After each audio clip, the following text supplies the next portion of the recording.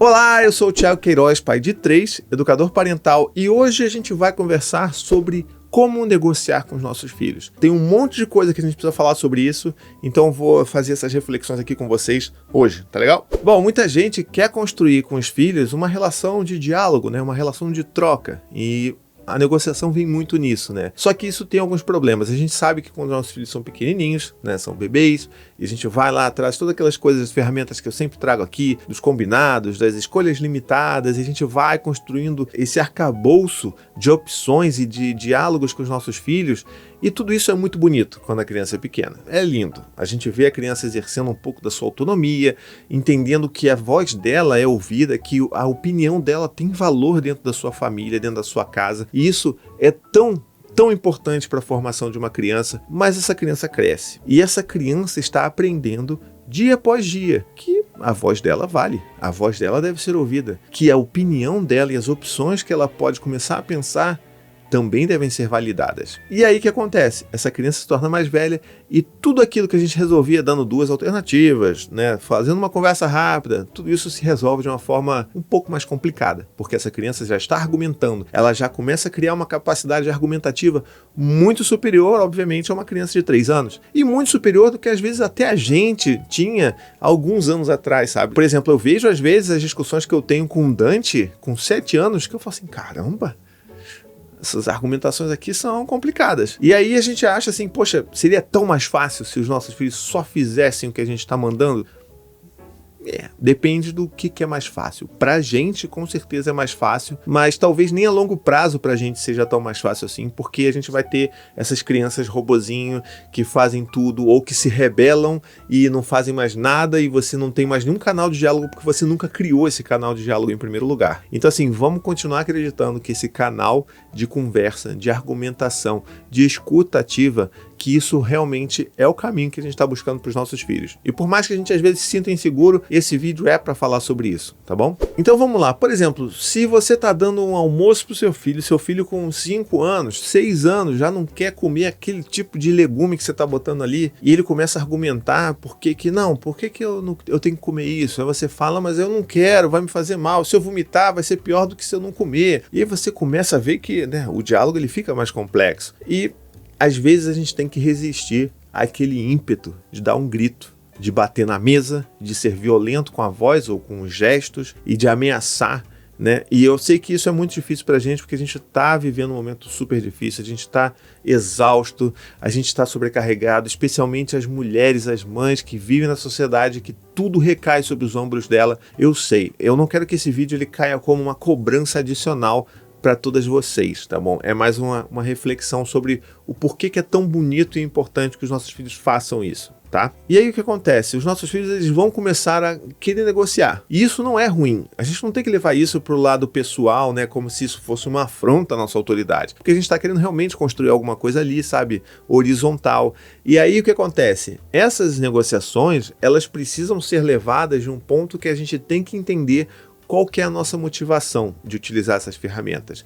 Se você está desde o início utilizando ferramentas de combinados e de, sei lá, escolhas limitadas para o seu filho e de tentar fazer com que ele se sinta ouvido apenas com o objetivo de fazê-lo, né, executar aquilo que você quer que ele faça sem reclamar, mas se sentindo um pouco mais descolado, se sentindo um pouco mais gentil, lamento dizer que isso vai voltar para morder você. Essa motivação, ela não está muito alinhada com o que a gente está realmente buscando ou procurando em termos de resultado com uma criança quando a gente lida com ela dessa forma. O que eu quero dizer com isso? Se a gente utiliza todas essas ferramentas como uma forma gentil de manipular os nossos filhos, isso vai dar problema lá na frente. E vai dar problema porque a gente não vai saber lidar com essa criança que aprendeu entendendo que a voz dela é ouvida. E aí, quando ela começar a questionar, quando ela começar a levantar todos os seus pontos e reclamar o seu direito de fala, aí vai ser um grande problema. Porque a gente vai largar tudo isso e vai voltar para o caminho do autoritarismo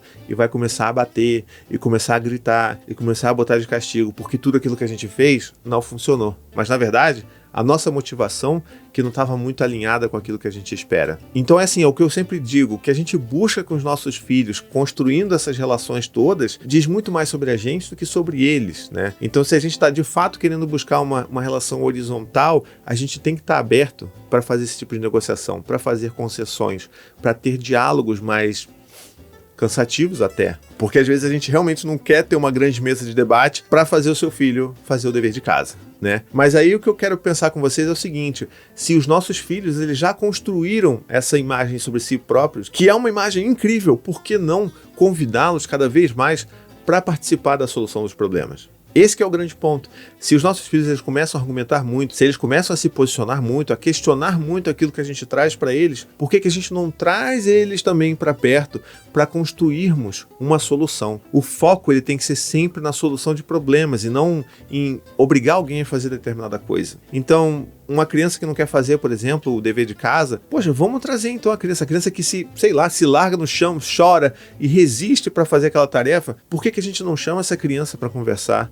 Sabe? Por que a gente não chama ela para um diálogo? E aí você pode chegar para essa criança e falar assim: poxa filho, eu tô vendo que você tá com dificuldade de fazer o dever de casa, eu sei que para você tá sendo muito ruim, mas olha, tá sendo ruim para mim, para você, pro seu pai, pro seu irmão, pro cachorro, para todo mundo da casa, porque não tá legal. A gente tinha que estar vivendo aqui uma relação mais prazerosa e tentando não fazer de tudo um grande problema, né? E eu não tô dizendo que você tá com problema, eu tô dizendo que a família está com problema. E eu acho que a gente precisa sentar e tentar descobrir formas que façam com que isso não seja um grande problema todos os dias. O que você pensa? O que a gente pode fazer para que o dever de casa ele não seja algo tão ruim para você e para todo mundo, todos os dias? E aí você deixa a criança falar. Provavelmente ela vai ter algumas ideias. E você pode anotar essas ideias. É importante que a gente anote, registre, tipo um brainstorm, né? Ali, todo mundo faz no trabalho, por que a gente não faz em casa? Pega uma lista, por mais estapafúrdia que seja a sugestão do seu filho,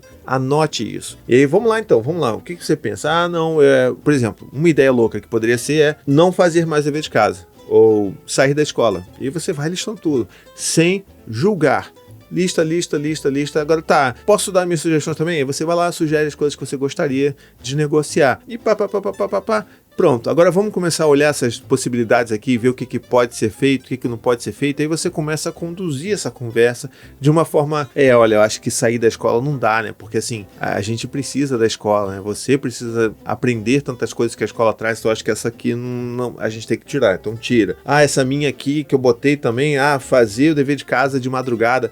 Essa aqui acho que também não é muito boa, então vamos riscar isso aqui. E aí você vai. Então é bom também, inclusive, que você dê ideias que sejam riscáveis, né? Que sejam também estapafúrdias. Então vai lá, vai construindo isso e tal. Até que um momento você chega em uma lista com, 2, 3, 4 caminhos no máximo.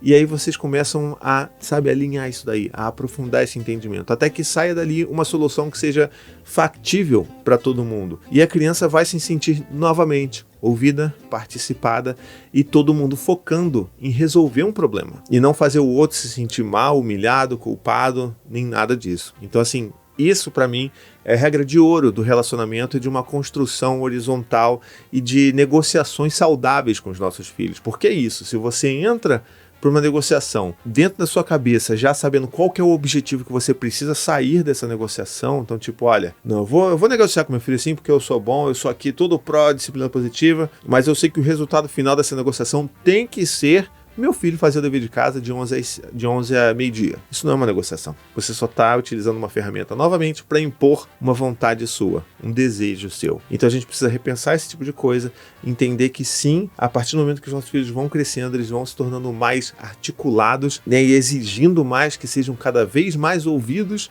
e a gente precisa acolher isso. Pode ser cansativo, mas se a gente consegue construir isso de uma forma que a gente realmente esteja buscando o denominador comum, realmente esteja buscando resolver um problema, as coisas vão ficar mais fáceis ao longo do tempo. Tá bom? Se você já está fazendo esse tipo de negociação, se você está tendo dificuldades por aí, deixa aqui nos comentários, eu vou querer muito ouvir de vocês, tá bom? E tem uma coisa também, vai lá no podcast Café com as Pediatras, que é um podcast feito por duas amigas muito queridas, pediatras, a Laura Lima Gomes, a Amarilis, e elas duas já fizeram um episódio sobre isso, e assim, é lindo demais. Inclusive, esse vídeo aqui, ele partiu, e esse podcast delas partiu de uma conversa, uma troca de um monte de áudios entre a gente, falando sobre isso, entendendo que a gente tem que construir essa relação de segurança durante toda a vida, né? E que a gente tem que entender que, é claro, tem coisas que não são, né, que não são negociáveis. Tomar banho todos os dias é uma coisa que não é negociável, ainda mais se você vive num lugar quente. Então, ok, não é negociável, mas como que esse banho pode ser tomado? Isso pode ser negociado. Então a gente precisa entender que negociar não é negociar tudo, existem coisas que de fato não são negociáveis e que os nossos filhos vão entender isso porque eles sabem que quando dá para negociar, a gente negocia,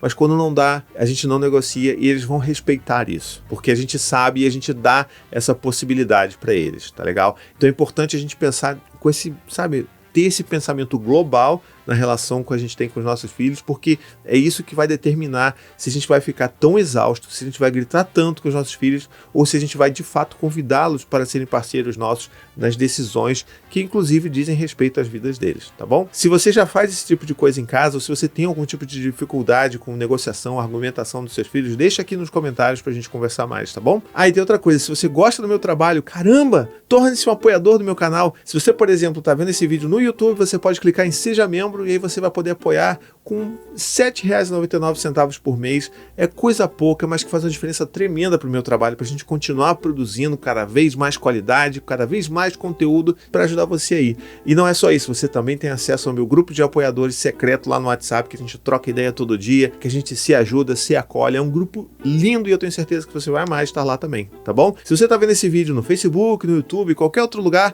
é só você ir lá em apoia.se/paizinho, e também fazer a sua parte, tá bom? Um beijo, até a próxima e tchau, tchau!